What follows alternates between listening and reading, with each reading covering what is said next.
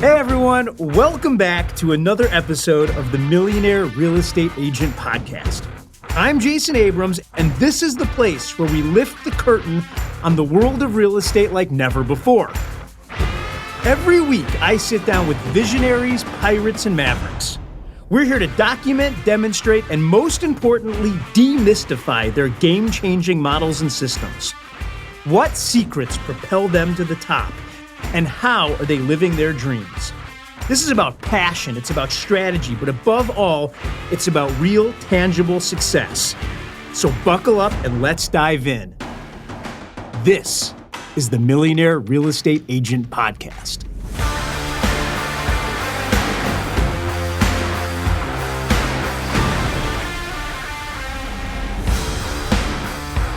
This is a great show.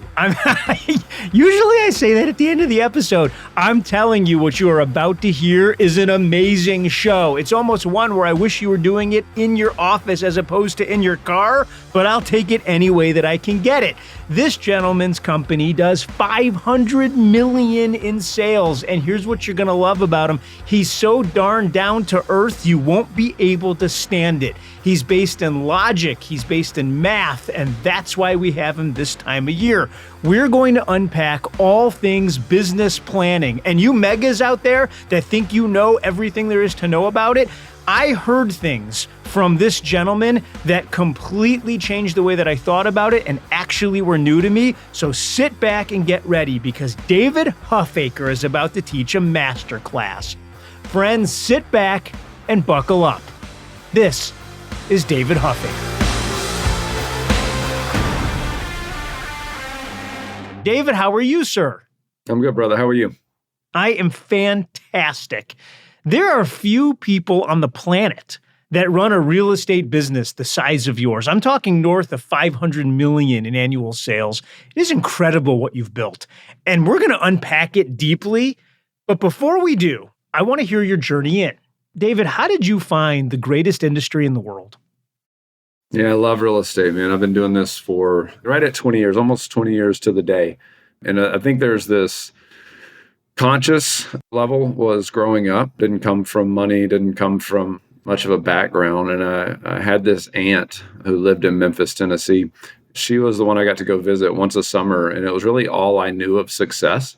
And so when I grew up, went to college, the first person in my family to go to college. I want to ask you, because you say I grew up, but I didn't come from money. There's a difference between not coming from money and coming from poverty. Which was it in your case? That's a good question, because in my head, there's kind of this probably subconscious thing that I've discovered around why I fell into real estate. I went to 5 different schools before I was in second grade. I lived in 12 different houses. Most of the time I didn't have a bed. I slept on the floor a lot. I stayed at my grandmother's or my aunt's. And so I remember the hecticness of life, right? Just the not knowing. My parents divorced when I was really young. I was grateful to have a father that took us in for a while my mother kind of found her way. But then it was, and really just bouncing around from house to house up until around 3rd grade. And one of my clearest memories was getting in the car with this guy and my mom and going around and looking at houses. I remember my mom made a makeshift bed in our laundry room so that she had somewhere to sleep so that my sister and I could have a quote unquote room. And so I think like the chaos that was a part of life prior to that, and then the stability that having our home and having a community and having the same place to go to brought, I would say probably played somewhere in the grand scheme of, why real estate became so important to me. So a lot of times when I'm teaching class, I'm like, just remember, there always might be a 9-year-old boy in that back seat that you don't know the impact that you're having on his life. It's so profound. It's so well said, by the way, because homes ultimately become the backdrop for our lives. And having one, they almost can play a central character depending on the home and the emotions that are within it. So when you go off to college, do you study real estate? I don't think you could study real estate back then. My degree was in information systems. It was a business degree with an emphasis in information systems. So I was sitting at a computer a lot. And I was just like, man, I just don't think I can do this.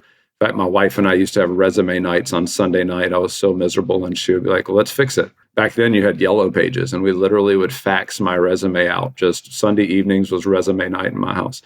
And so went and got my real estate license and started doing that part-time. I was part-time for about 9 months.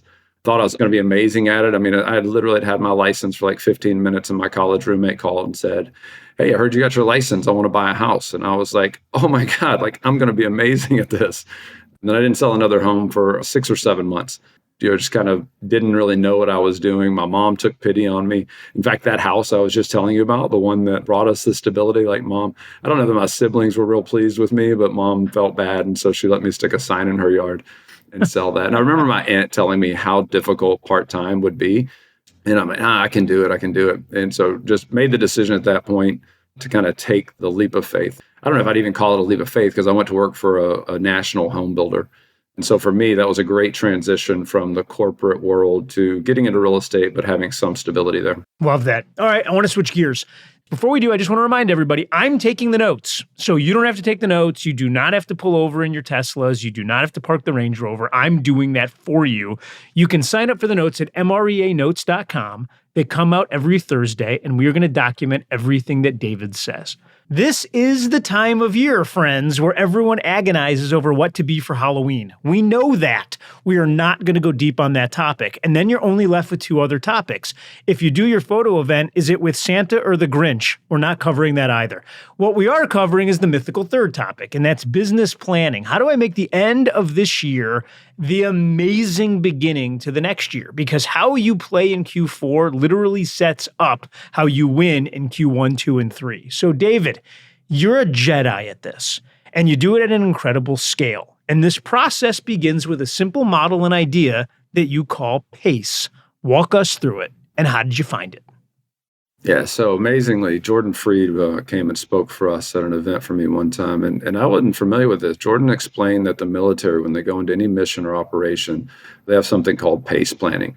And so that's a primary, alternate, contingency, and emergency plan. So they never go in with just this one way of looking at things, right? They kind of have this variation of how, I have my primary objective for next year, I have my alternate plan, I have my contingency plan, and I have my emergency plan. And so I always like to think about that in terms of how we're going to set up our business. In fact, we kind of teach when we're setting up the business for next year, you really need to start, Gary would teach us to pull out a calendar and schedule our vacations first as we're looking at next year. And so when I look at what do we need to accomplish and what do we want to accomplish, we kind of follow in the PACE planning a LIVE model of budgeting. And so it's LIVE. So very similar to how we would plan our PACE planning around our money, the LIVE model around it is we kind of start backwards. And so we go with the E is for enough, right? How much is enough money, right? What is the baseline? I'm not talking about bologna sandwiches and ramen noodles. I'm talking about for you to live your life in a good way, what is enough, right? As we move across, right, it's LIVE, we go to vacations, right? So how much money do I need to just live? That's enough money for me to drive my cars and go to school. Then I want to layer on my vacation money, right? Or my travel money. That's the extras that I want out of life.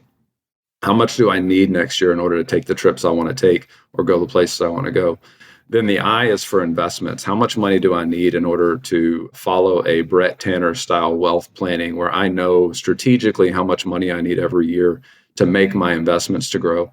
And then the L stands for luxury. My wife actually starts with the L on the luxury side and then works the opposite direction.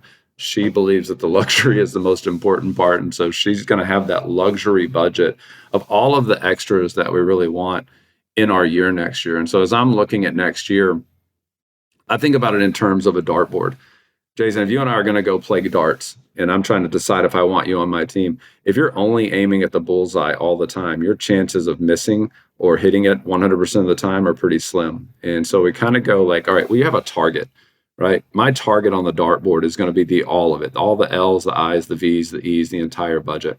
So let's call that $20,000. Maybe in order for me to do that, I need $20,000 a month post-tax. That first ring outside is going to be my standard. Okay. So I may have a target of what I'm aiming for next year, but the first ring out on the dartboard is going to be really what my standard is. And to me, that's what anyone that's putting 40 to 50 hours a week into building a business and selling real estate should be able to hit given their business plan. And then that final ring outside, right? If we're playing darts, I want to include that is going to be 80% of standard. So the reason I like that is it gives us a range And so it may be that the full budget is the LIV, maybe that's $20,000. Maybe standard is a little bit less there. Maybe it's like $14,000. And then maybe the 80% of standard comes down to whatever that math would work out to, right? Somewhere $12,000, $11,000, right? And so I kind of have this range to know that my budget target next year is somewhere between 11,000 and 20,000, which really tells me, because no one's going to hit their goal 100% of the time, especially if you're setting these stretch goals. Within that range, I know that I'm doing pretty good, right? It's back to the pace planning. I'm within the right parameters. If I fall below 80% of standard, that's like a warning bell should be going off, right? I should be going like, there is something massively wrong with my business or with what I set up to achieve. And I need to really investigate and unpack what that is. And so for me, as we're business planning next year, one, have your variations of how you're setting up your personal life, because you can't go to your economic model or your lead gen model until you know what that target is. And then within the target, it's much easier to hit a range than to hit the bullseye every time. Does that make sense? Often when I talk to agents, they'll say, my goal for next year is blank. And I'll say, oh my gosh, how did you arrive at that? And they'll say, well, it's double what I did this year. And I say, okay, well, how did you arrive at that? And they say, well, it's double.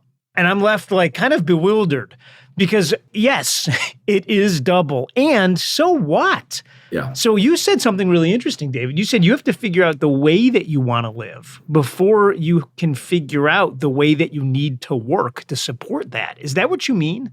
Yeah, I mean, I think that you have to understand, like, the money is the means. I mean, we really don't care about the piece of paper. It's what does that money provide for us as far as what we want to do in our life. And, we only get so many trips and around the sun. And so we want to make sure, like, next year, if you're going to live with intentionality, I never want to plan on worst case scenario, right? We've made it this far in life, probably going to do fine. We see people say double, and I go, hey, double's great. As long as you have a path to get there and you understand the activities necessary in order for you to execute on that and achieve that, great.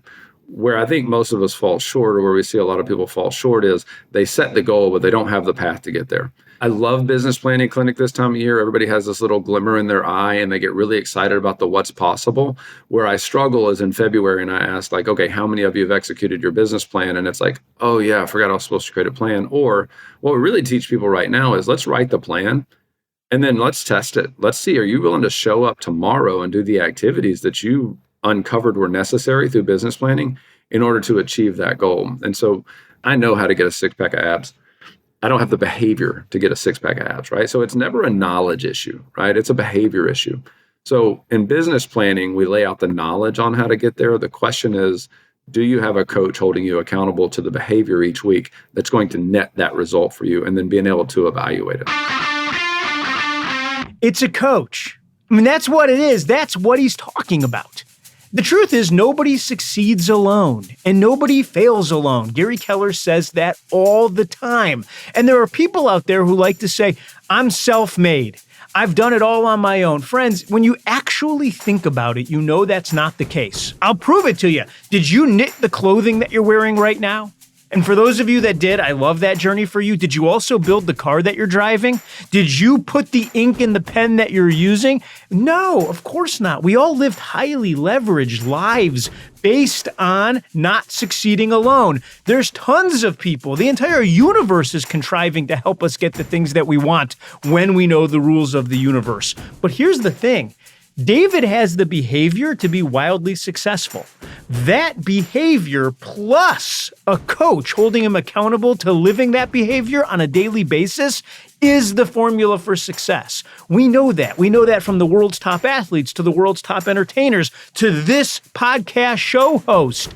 Friends, I got a voice coach so that I could sound the best that I could sound. You know why? Because this and you are darn important to me. And I want to give you the absolute best podcast, the best show that I can provide. And so anything in life that you want to have massive movement in, anytime you hit a ceiling, you're missing a relationship. And more often than not in business, that relationship is a coach. Final thought on this, friends. If you don't have a coach, will you go get one already? Okay, so now I've went through PACE. I understand that I have to have these plans. I have my live, and I understand the amount of money I want to make. What do I do next? The first step becomes the budget model. When we look at a team or when we look at an individual agent, where we see a lot of agents fall short, and this is natural, right? They're learning through this process. but they start selling some houses, and let's call the average 10 grand for easy math, right? And we kind of go through and we say, all right, if you take that money home and you put it into your personal checking account after you pay your caps or your splits or whatever, and you start living off of that, your lifestyle is going to grow to a level that's going to kind of box you in. And this is where I think a lot of agents kind of get pinned in around that $2 to $6 million mark, is that what we don't do early on is follow the model and set aside 30% for expenses. Let's think like business owners for just a minute. Forget that we're real estate agents. I'm thinking about being a business owner.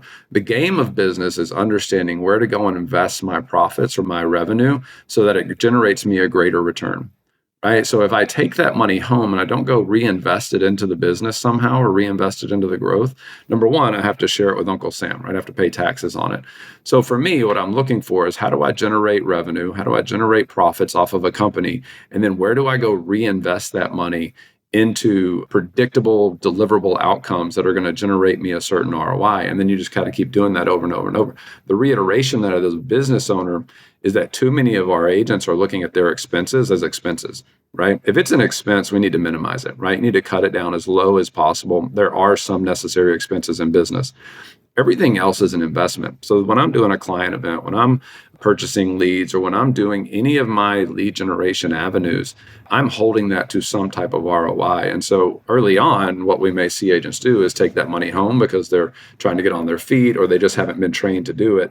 So I want to make sure when we're setting up our budget model that we're not setting $20,000 a month live budget up for gross. We're setting that up for net.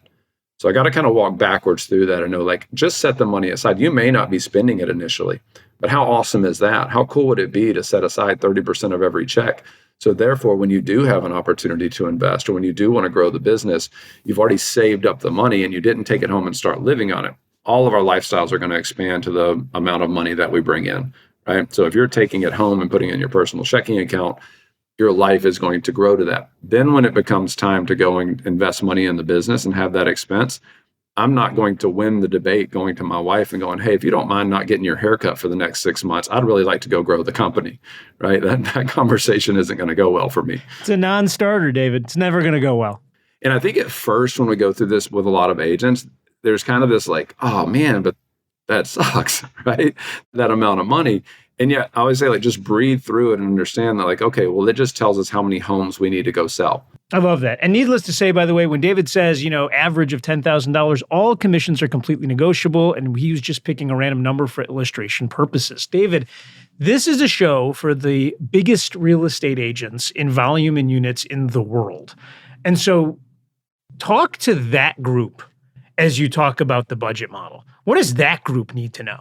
Just a reminder, and everybody knows this, there's only 100 pennies in a dollar. So when we start chopping up the money, when we start looking at, one of the real conversations we have to have is cost of sell, right? What does it look like? My cost of sell budget is my human capital budget, right? I mean, that's really what we're looking at, is like, how many people can I go enrich their lives?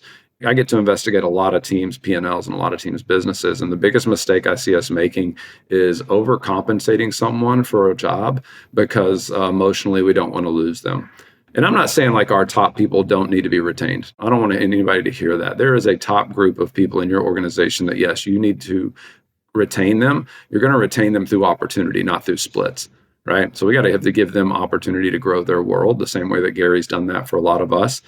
And then so backing up and going, Gary said to me, David, think of it like a college football coach, right? You have talent coming into your world and you have to build a successful team every year, independent of the talent within your ecosystem. If you get great talent, you may keep them for 2 years in the college system, maybe 3 years. All the rest of the talent you're going to keep for 4 years, right? But it's this cycle and this evolution. So for top performers, I think where I see us fall into a trap is we deviate from the organizational model in an effort to keep people. And sometimes, Sarah Reynolds and I were having a conversation a few months ago, and I said, Sarah, if we look up 30 years from now and all of our people are still with us, how great of people developers were we, right? Like, what type of leaders were we actually if we look up and they didn't move on?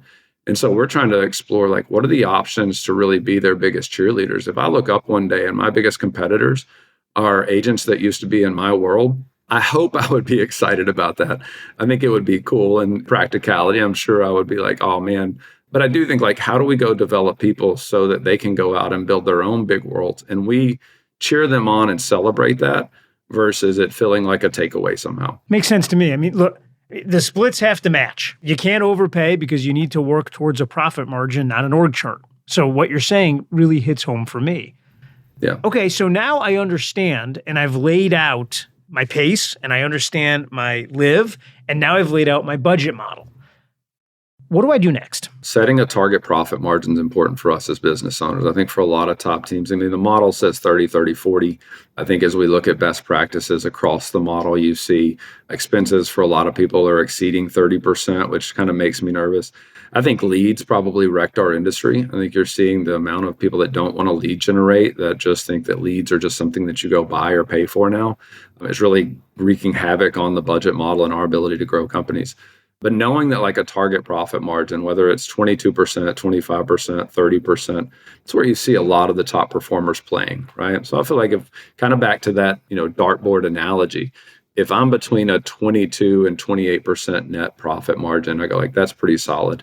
And so as the business owner, I go, like, okay, well, how many dollars do I have left to go pay for expenses, which are almost always going to range 28 to 33%. What's left, and how do I go compensate people? There's a great experiment to do here, friends, because I talk to solo agents from practitioners all the time that say, I'm thinking of making the move to running a team, and I have a great profit margin now. Does that mean I'm going to have less of a margin? Well, anytime you put in a cost of sale, which is going to be the agent that's actually out representing the buyer or seller, that's going to be compensated, yes, your margin is going to change. A great way to pressure test your business now, if you're thinking of making the leap, is look up at all of your current revenue. Then go in and input a fake cost of sale. What David is saying is, if you can get close to that 30% number after the cost of sale, you're running a really nice business. Yeah, those are nice businesses. And you really think about in terms of, I'll take a little bit of a lot over a lot of a little bit, but everybody has to decide where they're at in their journey and what's important to them. Building a team, especially if you decide to get out of production, is not the highest income earning. If you really look, I mean, between levels 4 and 5 of the org chart, I just have some clients that are just doing massive business right there, and it's highly profitable. You still have a good bit of control. You're still influential in a lot of the listings. And you just have to decide where you're at in your journey. We spend all of our time to earn money, and then we start to spend our money in order to buy our time back. And I think it just depends on where you're at in life, right? What's important to you. So once I have that number, I know how many I need to close in order for me to hit my financial target, my financial goal.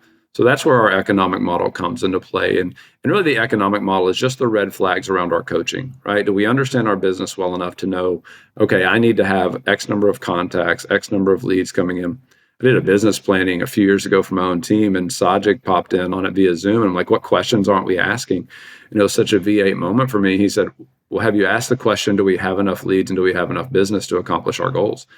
And it's such a basic question, but when you really break down in the economic model, from appointments set to appointments kept, agreements gained, contracts closed, contracts written, I know mathematically there's some numbers in there that I can control my entire business based off of those numbers. But those numbers ultimately are going to change depending on the type of business that I run. And so I asked you what your lead breakdown is and how you think about your business. Walk us through the math.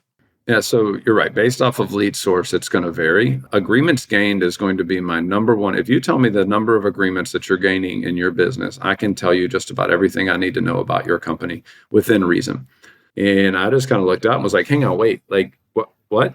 So we've been using the agreement gain number for so long. We know if I want to close 100 homes next month, I need to take 200 agreements this month. So Gary did an exercise with us, and it was, where does business come from? And everybody kind of brought in their sheets, and everybody had 14, 15, 16 different lead sources. So when I think about where those agreements are going to come from, when we really broke it down, you see the lead generation model in the business planning clinic kind of says, your 85% of your business is going to come from your top 3 lead sources. I think that was true when we brought all of our business in and kind of explored it with Gary. As we kind of backed up, we said, well, hang on. If I were going to put a model around where my leads come from, it really worked out to a 40, 30, 20, 10 model, which I found really interesting. So it was 40% relationship, 30% attraction, 20% hustle, and 10% luck. So as we kind of looked at that and said, like, okay, well, could we build our business? Could I build the number of closings that I need based off of that? And we really looked at them and said, well, relationships is database. So Could 40% of my business come from a database? I'm like, yeah, I mean, actually this year, 56% of my business comes from a database. And look at 30% attraction. Well, that's pretty much marketing, right?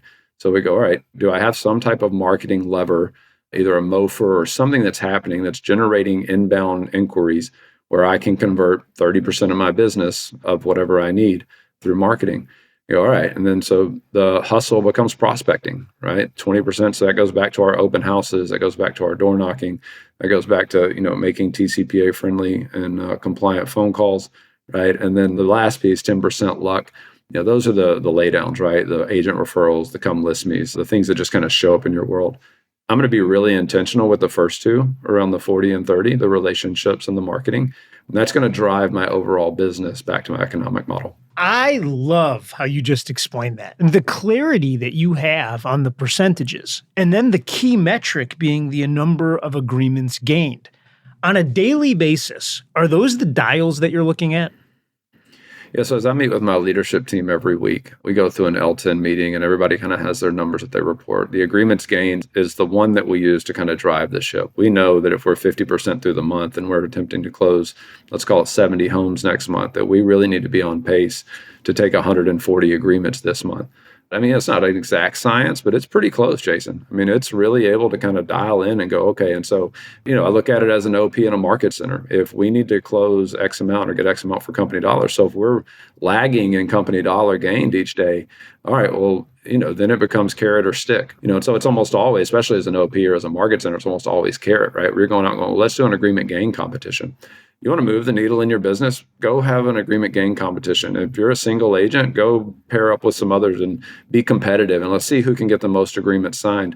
I mean, the contract's written and the contract's closed is a lag effect of that agreement gained. It's genius. Absolutely genius. The last thing you told me is you said have a short memory but a long view and look at your business quarterly. What did you mean by that? Yeah, so we set these yearly goals every year when it comes to business planning, and yet I really can't tell you where I'm going to be next October, next November. What I really want to dig into is having that yearly number so that it helps me understand 20% of my business should come in Q1, 32.5 comes in Q2, 32.5 in Q3, and the remaining 15% in Q4.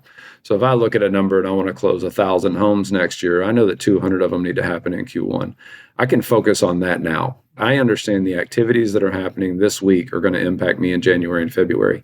I get real clarity on Q1. And so again, we're going to look at it as a range. Maybe 200 is the target, and then we have a standard, then we have 80% of standard. And so that's really what we're creating our budget around. Like, it's pretty straightforward. For every 20 people, I think MREA too will say 16 to 1. I use a 20 to 1 because it's easier math. So for every 20 people in my database system, I'll get one closing a year. It is as predictable as anything, right? We get a 76 to 1 return on our database. This is one of the best programs I've ever. It's like going to Vegas and knowing whether to bet on red or black. So for me, if I can get into business with people and they will bring their database with them, bring me the people you know, let us love on them systematically for you so that it gives you a predictable result. If I need to close 200 homes in Q1, that's 40% of my business. I need 80 closings. Well, what's 8 times? I need 1,600 people in a system being communicated with systematically. Again, the path is in the math, right? So I just back up and go, well, do we have that today? Because if we don't, I'm not going to get that result in Q1. So what are the activities that my agents or myself need to be doing today in order to back into that? And that's where we have this Q2. You can kind of start to predict it. It's a little fuzzy, but you're kind of leading into it. And that's where as team owners, we have to be looking at Q2 to go, well, in order for us to hit our goal, we're going to need to grow our database by X. The fastest way to grow our database is either get in the community and be human or go get into business with other talented individuals. So then it sets up your strategy for how you want to grow the business over the next 60 to 90 days. So the difference between resale real estate and new construction real estate is often that new construction has a showroom, if you will. I mean, you're holding open houses 6-8 days a week. Is that the experience you had? Yeah, I really appreciated new construction because, number one, in that scenario, I was an employee. And so you didn't have a choice as to whether to get up and make your calls or show up to the office, whether someone was going to walk in or not. This was 2004, 2005, 2006. A lot of what we've seen our agents experience through like 2020, 21, 22, business was just flourishing, right? Everybody was succeeding. Sales were at the highest they'd ever been at. But there was a lot of education and getting that I mean, they were spending hundreds of thousands, not millions of dollars a year training us as sales professionals. If you study a lot of the great realtors, at least in our area, a lot of them started in that new construction because it teaches you a discipline every day that you got to get up and work because you have to work and the outcome will show up at some point. You don't decide you're going to work, whether how you feel about it or whether you're getting a certain result. When I first heard Gary Keller talk, I used to have a whiteboard in my office in my new construction community, and it had walk-ins, it had model tours, it had B-backs, and it had contracts written, and it had contracts closed. And I thought I had invented this amazing thing that turned out to be the economic model. I didn't realize everyone else already knew about it, but that was my economic model for new construction, which one of the things just made me fall in love with Keller Williams. And Gary was just that way that he thinks was a lot like I like to break it down through a model and through a system. And so the difference in new construction, though, is that you're selling a product, right? You actually have a model demonstration. You do professional open houses, 6, 7, 8 days a week. What I learned in general real estate when I made the transition, because really struggled through that transition, didn't anticipate the need. But in resale real estate, you're selling yourself, right? And so in new construction, you're selling a product. You do a great model demonstration. You have certain ways to ask for the business. And in resale real estate, you're selling yourself. And it took me a little while to kind of make that adjustment and understand it. After you get the hang of it, you have incredible success selling new construction.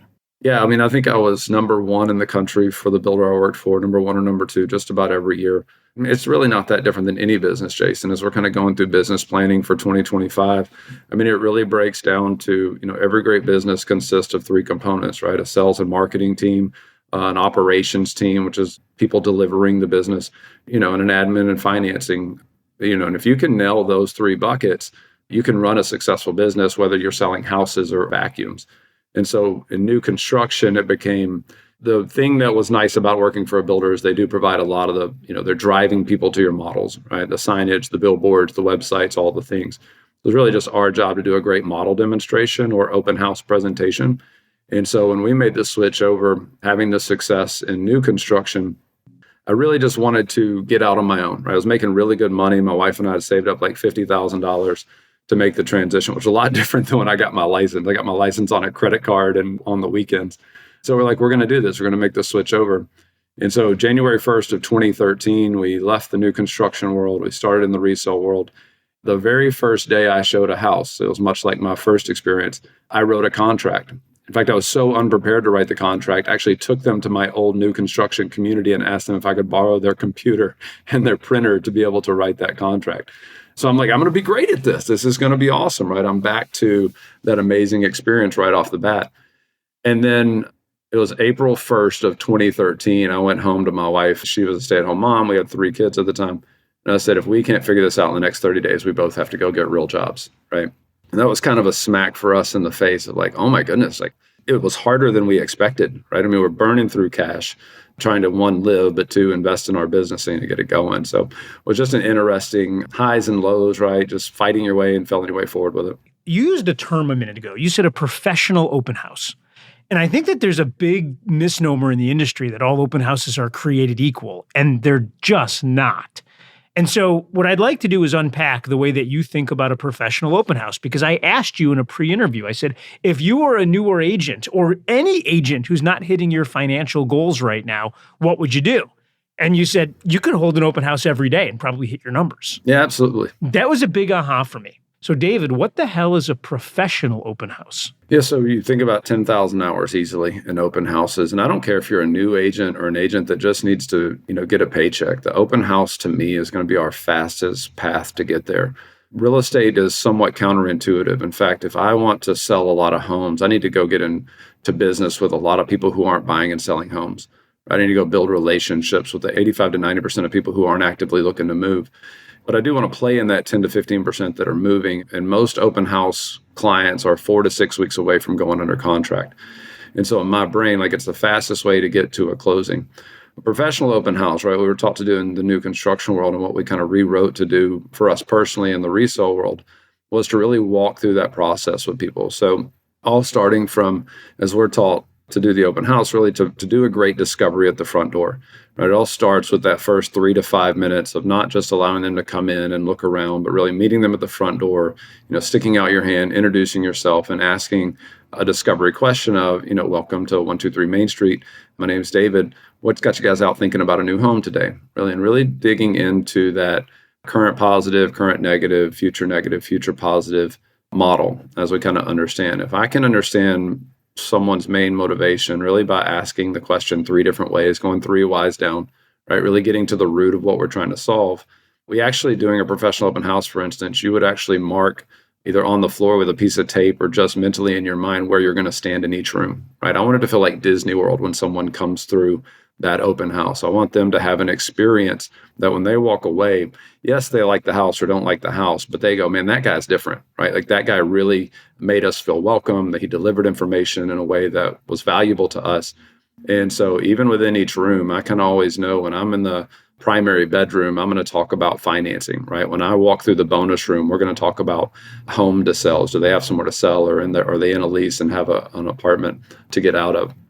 So you just have these kind of cues as you're going through. You really do practice it, right? You really do practice the conversation. I want to be able to ask each question a couple of different ways. I always want to end my open house in the kitchen. That's where the heart of the home is. And I want to be able to stand there and have a conversation around what's important to them and how they like the home. From that, we know that 97% of people are not going to buy that house, right? So the vast majority of them are not going to buy that house.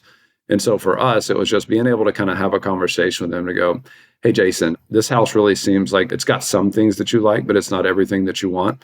There's a couple of other homes here in the neighborhood that I know of that may be a good fit for you. And what I'd like to do is wrap up here at 4:00 today. Would you be willing to meet me back here at 4:15? Let me go show you around some of these homes in the neighborhood, and let's see if those are a better fit for you. That's genius. There's two things that stand out to me, and I want to unpack both of them. So my first question, often when people explain to me their open house cadence, they know what they're talking about in each room, but it's usually about the real estate and that room. You break it into two parts. What am I highlighting in the house? But then which part of the buying process am I talking about in different rooms? I haven't heard that before.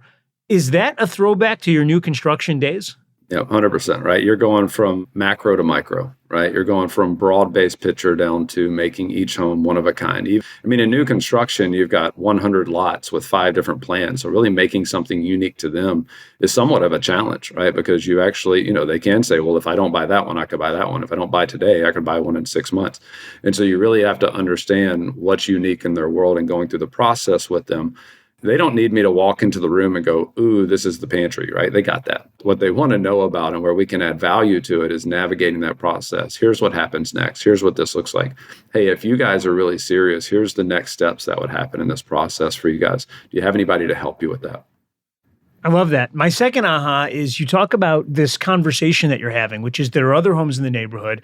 Meet me back here at 4:15. I love the tie down. I think that's genius. You went so far to show me during our pre-interview the cork boards that you use, and I hadn't seen that before. Walk us through how you think about that.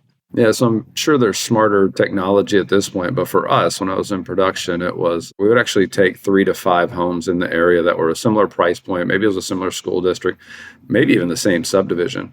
But if they're walking through and coming through my open house, a lot of those other homes weren't holding the homes open. And so I knew what else was in the neighborhood. So if they told me like, hey, we like this, but we really need an extra bedroom, or hey, we're really looking for more of a larger fenced-in backyard, I would have 3 to 5 homes kind of pinned up on a corkboard on an easel where I could walk them over to and go, hey, based off what you're telling me, there's this home over here on 123 Main Street. And they'd be able to kind of see the MLS print out there on the board.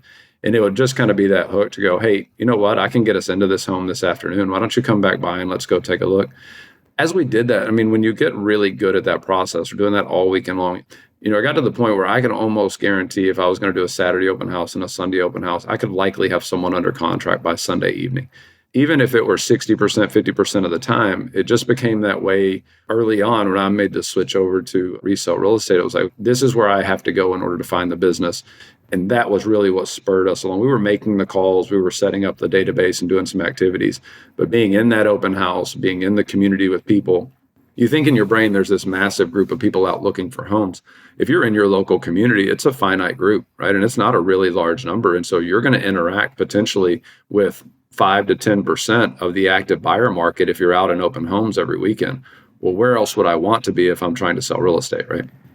It's the biggest no-brainer in the history of Earth to me. And what I like, we've unpacked on this show different open house styles. And we've unpacked it all the way from how do I pick the homes to how do I market to the open house? How many signs do I put out? If you haven't listened to the Lee C. Bishop open house blitz conversation, go listen to that episode. But when I talk to you, this is a model for someone walks in the door. And then it sounds like a couple of things have to happen. Number one, I'm meeting them right there. I know where I'm standing and I know what I'm talking about. And I'm going to go 3 deep on questions and understand what they're trying to accomplish and why they're doing it. The juxtaposition there is you open the door and say, have at it.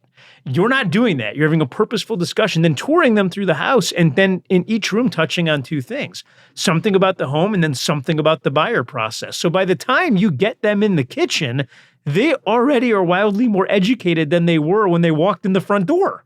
And then the cork board, which you discount it, you say that there's probably greater technology. And you know what? There probably is, man, but that doesn't make it any better.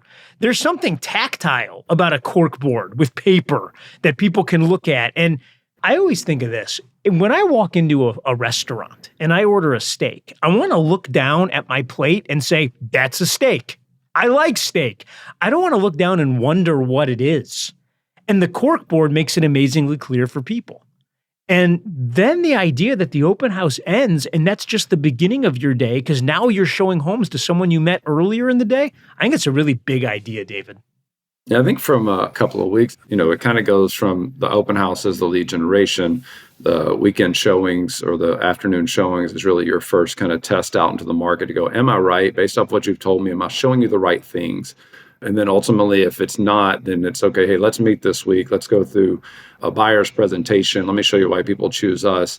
And then that will set us up to go look at the homes next Saturday. That's really going to give us, by the time we get to next Saturday, I always tell people, you've got your A list, your B list, your C list. I'm going to take you out to see your A list of homes this weekend.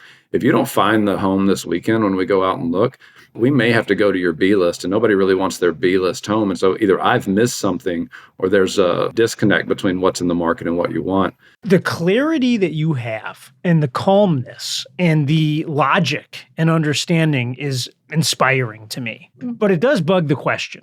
What burns your ass, dude? Like, what do you look up and see in business and in the people that you coach and even in your business, and your octave raises above a 2 and your heart rate speeds up and it just chaps you?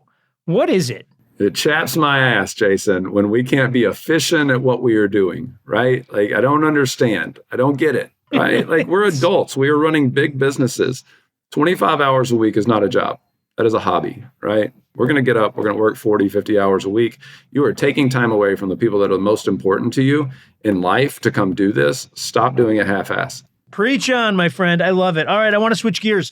We want to go and take you into what we call the garden. It's a real estate story. There was a philosopher in ancient Athens. He bought this amazing villa.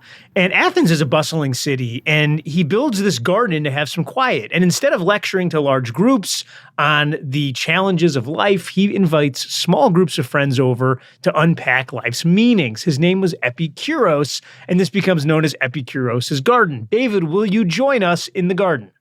I'm a little nervous, but let's do it. Let's do it. You got a huge business, but you also have a big life. You got a whole rack of little Huffakers running around. I mean, you're literally raising half a basketball team. What are the rituals that you've put into place in order to get time with the family? Travel was a big deal for us, right? Again, I didn't travel a lot growing up. And so being with my boys, we kind of on a whim one time, I was at a coach's skills camp in San Antonio, and we said, I wonder if we could get the children to all 50 states before they graduate high school. We decided to rent RVs and just drive. So we would fly somewhere, rent an RV, drive around 5, 6, 7 states.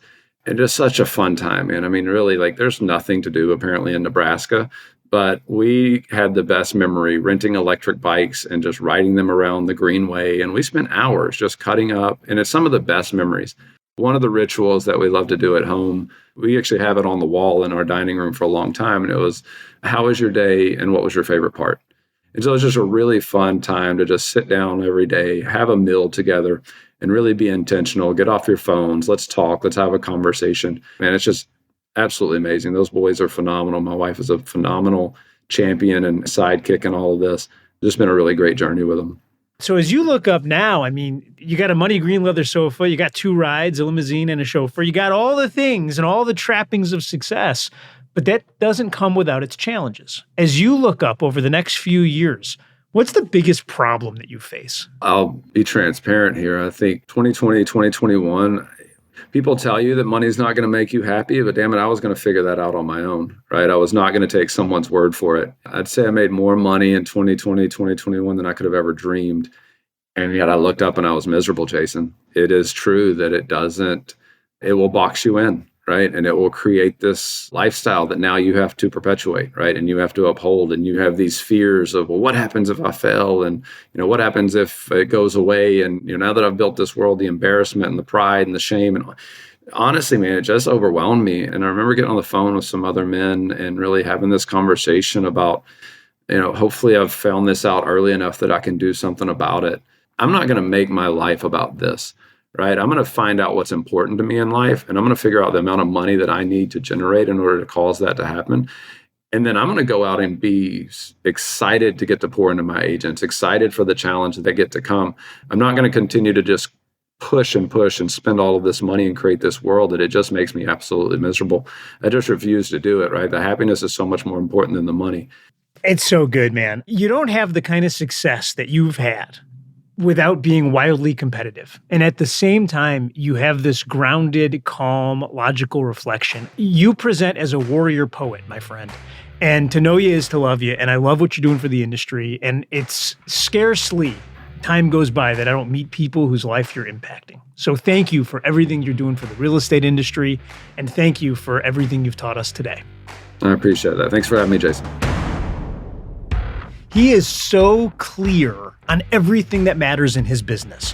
When he talks about the need for a coach and his need for a coach, when he talks about the need on getting clear because the path is in the math, when he talks about the fact that he's going to break the entire year into 12-week cycles and run them like sprints and not pull it forward and not think about it as he gets into the next quarter. When he thinks about the percentages, when he said 40% SOI, 30% marketing, 20% prospecting, and 10% luck, the minute he said that, you realize that he has a tactical feel for his business and knows exactly where he's going. I said it earlier.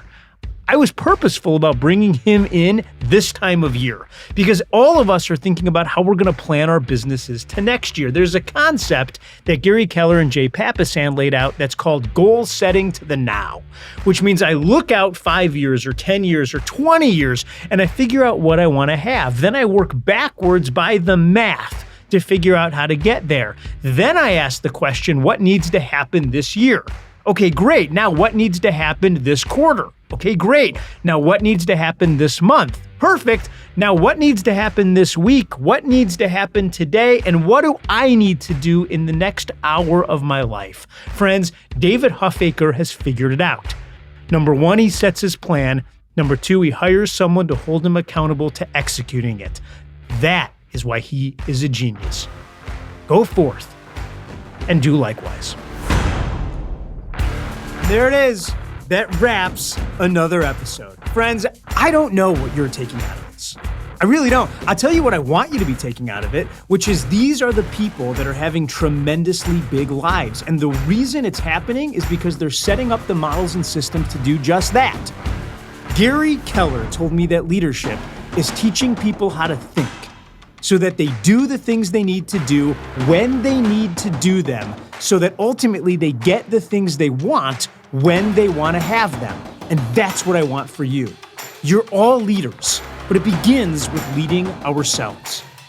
If you're enjoying this podcast, I want you to click the subscribe button anywhere that you get your podcasts. We want to be the voice in your head every single week. And every week we're dropping new content. We also send out a newsletter at the conclusion of every show to make sure that you get the highest points in the models and systems that were discussed. So if you want to sign up, I need your name and your email address. Head over to the millionaireagentpodcast.com. millionaireagentpodcast.com. Enter your name and your email address, and every week that newsletter will be in your box. Friends, you just went on a journey. I hope that what happens between now and the next time we meet is absolutely wonderful for you. Thanks for listening. I'll see you next week. This podcast is for general informational purposes only. The views, thoughts, and opinions of the guest represent those of the guest and not KWRI and its affiliates, and should not be construed as financial, economic, legal, tax, or other advice. This podcast is provided without any warranty or guarantee of its accuracy, completeness, timeliness, or results from using the information. Warning: you must comply with the TCPA and any other federal, state, or local laws, including for B2B calls and texts. Never call or text a number on any do not call list, and do not use an auto dialer or artificial voice or pre-recorded messages without proper consent. Contact your attorney to ensure your compliance.